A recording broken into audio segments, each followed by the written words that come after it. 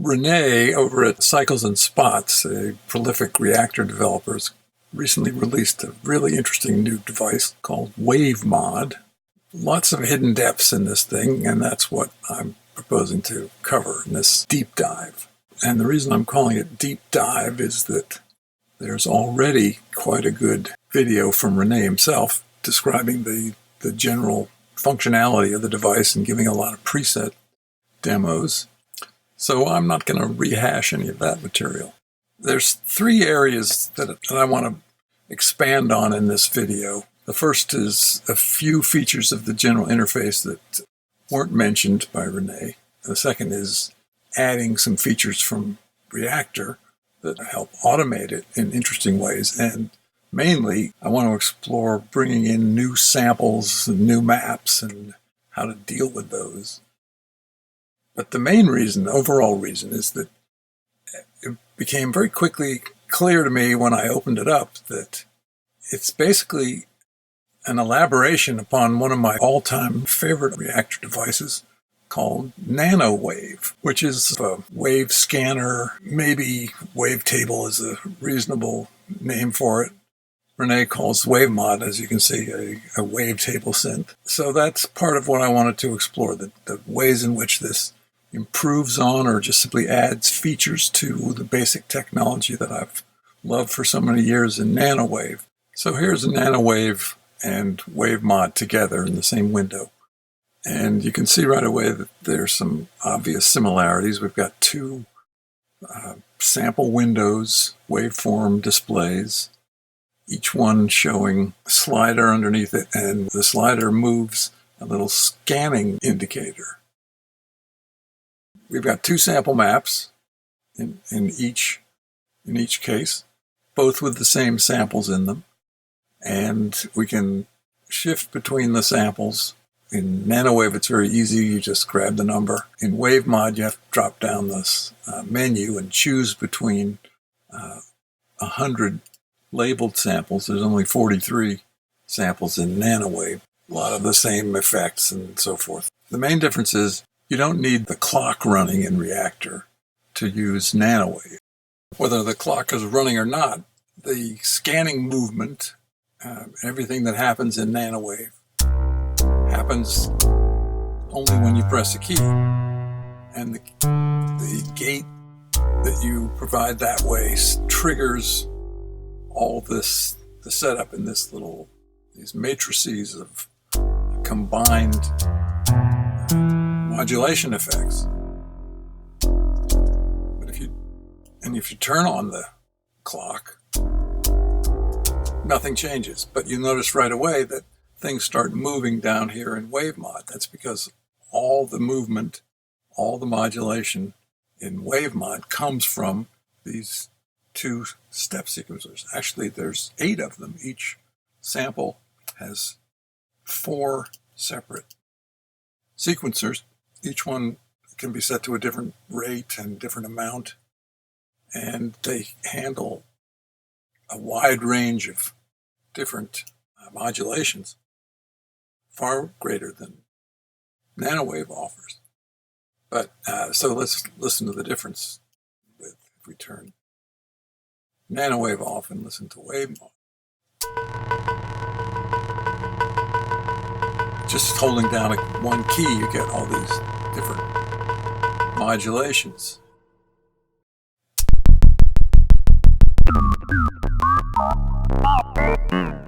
Turn off the clock, and you can still play it, but there's no modulation of anything.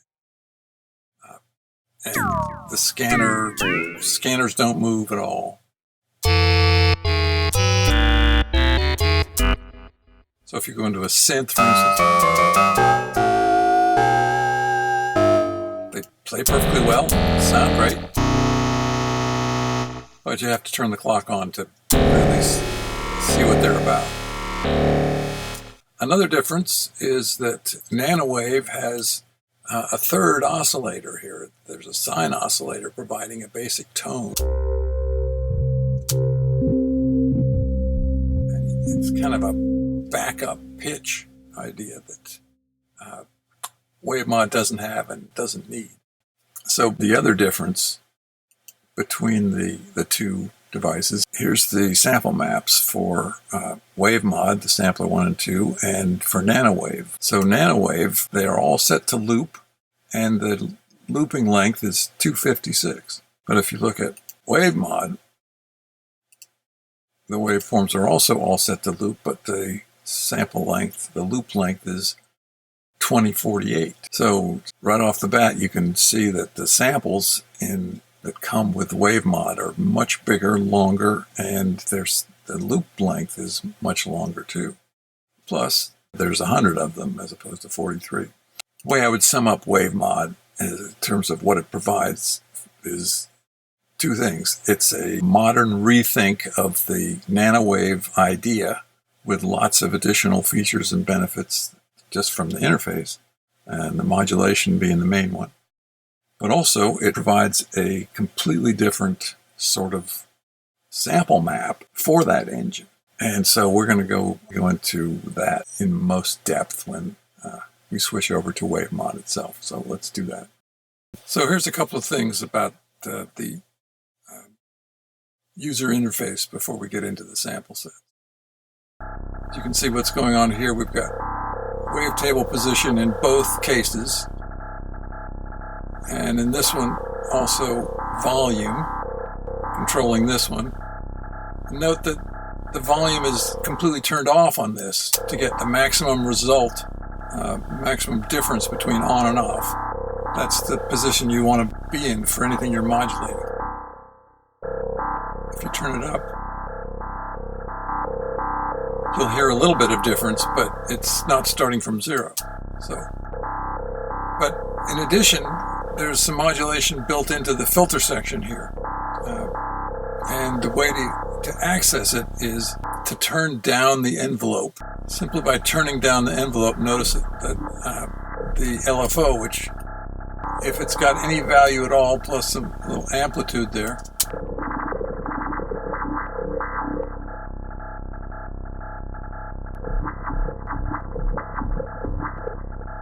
you can fade it out by going back to the envelope. I haven't really noticed anything from the envelope itself. So here's a snap in which I preset up the LFO. And the other thing that I don't think is sufficiently clear from Renee's demo is how really great this tone shaper series of controls is. There's all kinds of ways you can massage the final output.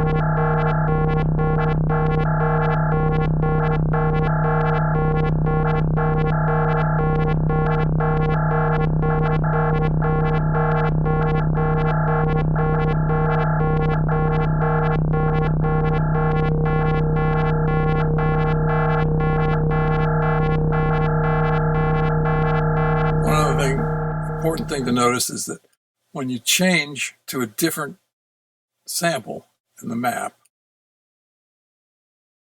nothing happens until a key press. So, for instance, if you're listening to something and you make the switch, nothing happens again until you re-trigger, which is an interesting difference between this and NanoWave, which allows you to modulate the sample independently of any kind of gate. So, an interesting workaround is a node sequencer and a modulation sequencer. Node sequencer creates gate events which will trigger sample selection events chosen by this step sequencer. So this is set to the left sample thing here. So if I turn this on and set it up to go rather quickly, and then switch this to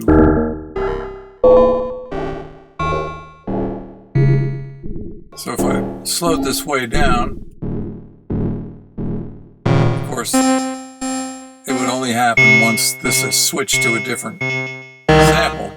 So you get, again, basically microscopic control of any kind of modulation, unlike you would with nano.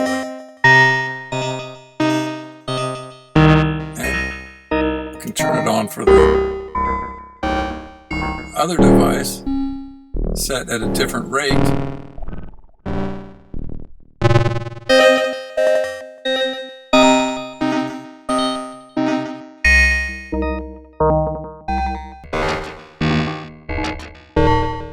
And here's another interesting application of that. If I set both of these to 1 and to a rapid change, I can scroll through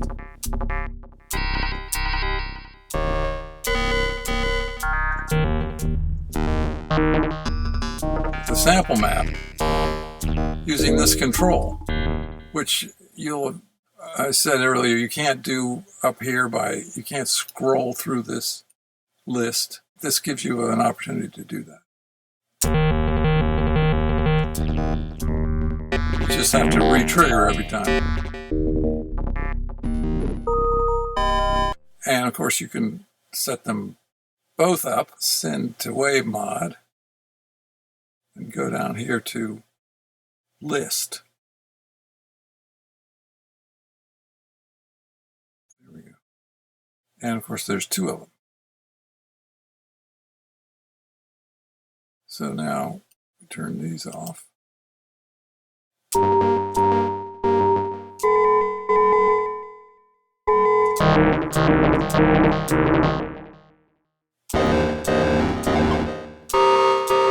We're of course setting them both to the same sample.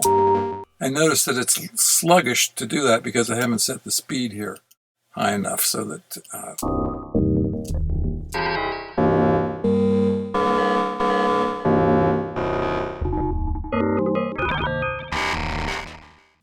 so here's an experiment I set up with obviously 2 versions of NanoWave and an automated mixer that crossfades between them so that I can compare the sounds of NanoWave with its original map. I'll turn this on. We've got 4 maps here, but the second pair has been replaced just using sample map import replace with the sample map saved from WaveMod. They're basically identical except for the different sample map. Because there's 100 entries in the WaveMod sample map, I had to change the range here from the 43, 42 that it is here to 100 over here. That's the only change. So there's a couple of interesting things to note first. Because these are basically the same instrument, changing the controls on one side changes them on both sides. So I can scroll through the different waves in the normal way on either of these interfaces, and they both will change. The selection over here will be scaled differently than over here because, of course, the difference between 42 and 100. But the same thing goes with selecting snaps. If I select a snap with either of these selected, both will change. And if you notice, the position of the control is identical, even if the name hasn't changed. So basically, I'm just going to demonstrate how, without any other change, the sample map from WaveMod works in a fascinating way when simply placed inside the original NanoWave. So I'll just be holding 1 or 2 keys. And this, of course, is the WaveMod sound, and this is the original NanoWave sound.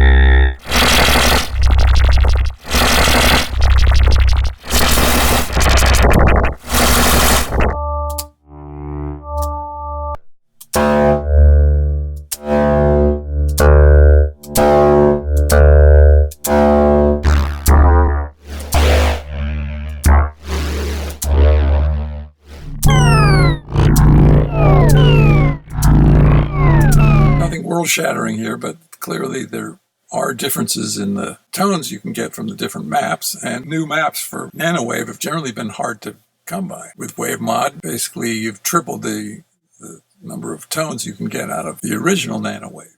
The nanowave map didn't work very well in WaveMod, but if you combine it with the original WaveMod map, it can be quite interesting. So here's a setup in which, using the precision of WaveMod's modulators, I've got the volume on each side switching back and forth. So over here, for instance, this side is silent when the black bars are here and active when they're in here, and vice versa.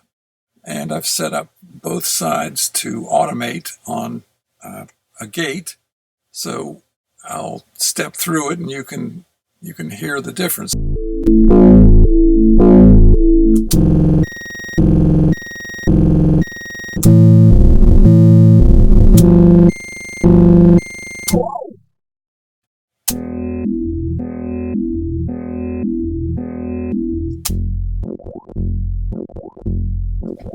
Okay, here I'll switch over to some presets.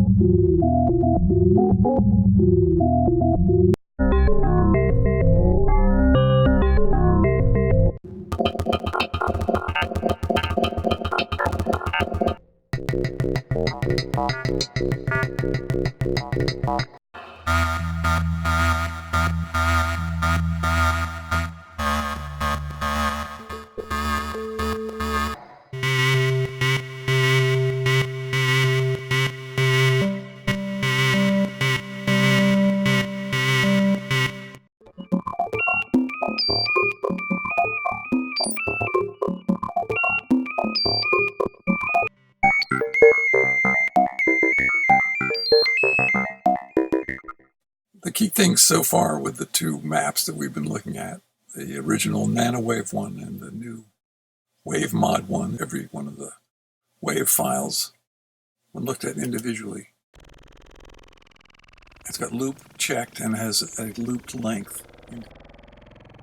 So any new maps that we wanted to make for WaveMod or nanowave would presumably also have to be looped in this way, and it's not that challenging to do. It can't be done, as far as I know, in batches or in bulk. You simply select each one at a time in waveform mode and make sure that looping is turned on, and then you set a loop length.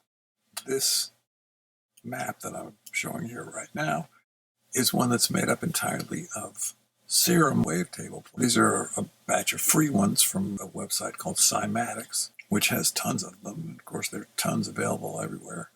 And the advantage of them is that they're not just wave files. They're all recorded at a certain, initially at a certain frequency that makes it easy to pitch them once they're put inside a wavetable. Here's the first wave file that I've dragged in here. It was called Autobot.